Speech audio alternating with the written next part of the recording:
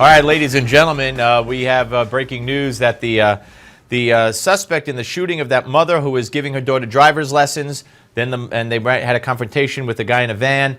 Then the mother and daughter went home, and then the son got in the car with the mother and took his gun, and they went looking for the guy in the van, and the mother wound up getting killed. They now have the shooter of the mother in custody. We still don't know who shot first and what happened during the shooting confrontation and the murder, but he is in custody. All right, folks, we're going to go to Kris, Tanto, Paronto, hero from Benghazi. But first, let's watch Barack Obama.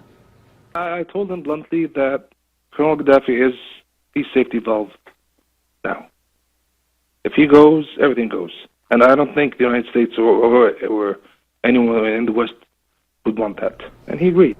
All right, that, ladies and gentlemen, was Mohammed Ismail, a advisor to Gaddafi at the time, speaking to a Pentagon person. Remember, these are the tapes that the Washington Times uncovered, where many in the Pentagon and Dennis Kucinich, Congressman, Democrat, didn't trust Hillary Clinton on Libya, said she was ginning up all this false information, and they were afraid that they were going to take Gaddafi down and chaos would ensue. And it did. And now you're seeing the result of it. Joining us now, Kris Tanto Paronto, retired U.S. Army Ranger and survivor of the U.S. Consulate attack in Benghazi.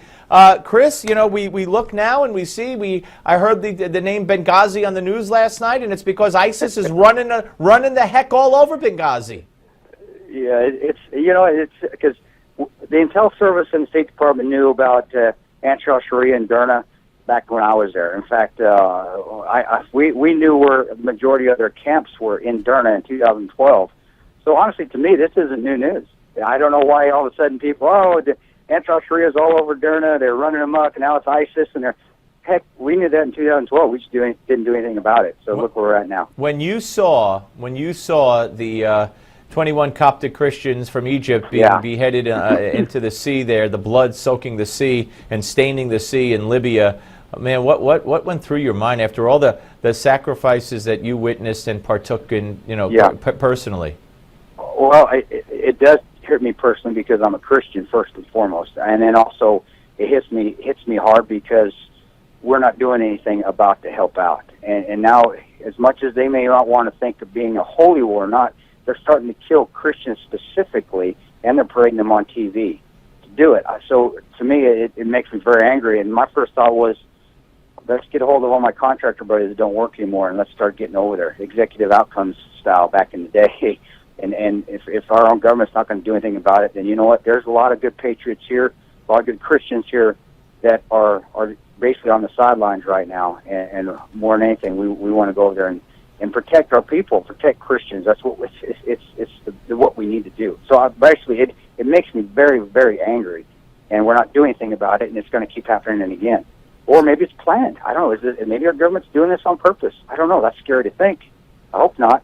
Well, you've been in the trenches, and when you hear Obama and Kerry and everybody else and the State Department and spokespeople saying, first of all, it's not Islam. Second of all, we can't kill our way out of this. We got to give these people jobs and start businesses for them. I mean, I mean, you must. I mean, I want to bang my head against the wall. You must want to jump out the window. It's to me, it's comedy. I laugh at it, and I said this on Fox a few days ago. Is they do have jobs. Their jobs are killing Christians and killing Westerners, and they are getting very good at it.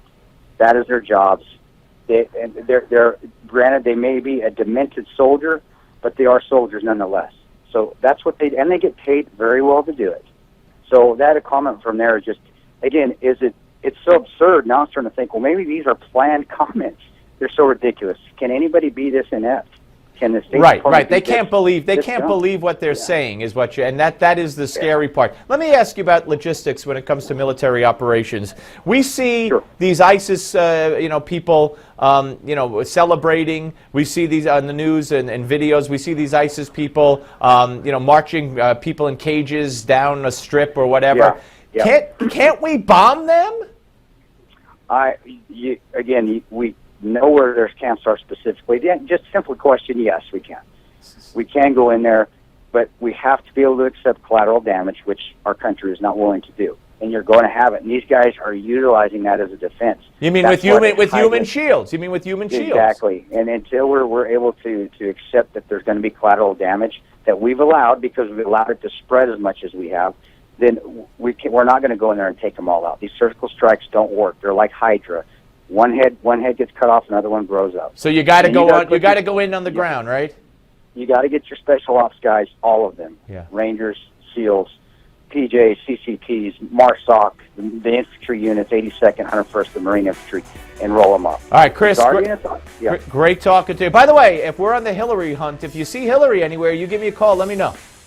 I will. Hey, to tell her I got her book signed for her, too. I got 15 All right, hours. Chris, got to go. Thank you very much. And we're coming Thanks, back, Steve. folks. Don't go away. Carl Higbee joins us.